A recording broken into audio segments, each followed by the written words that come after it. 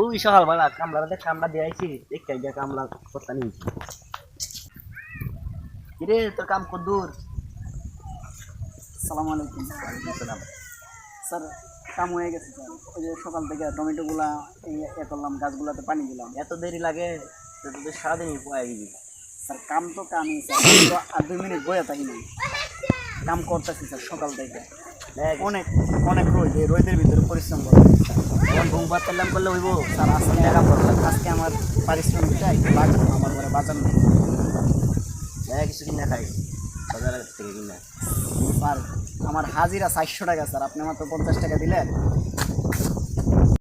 হেই ফকিন্নির বাচ্চা, টিয়া দেখলে কি টিয়া নেওয়ার মন চা? আর আমরা গরিব মানুষ, আমার একটা মানিজ্যত আছে স্যার, এমনি গালাগালি করবেন না। সকাল থেকে সন্ধ্যা স্যার এনে কাজ করি, 400 টাকা হাজিরা। এর ভিতরে আপনি মাত্র 50 টাকা দিচ্ছেন স্যার। 50 টাকা দিয়ে কি হয় স্যার? যা কিছু কিনা খাই বাজারে গিয়ে। এভাবেই কিছু বড় লোক আমাদের মতো গরিবদের পাত্তা দেয় না, আমাদেরকে অবহেলা করে কষ্ট দেয়।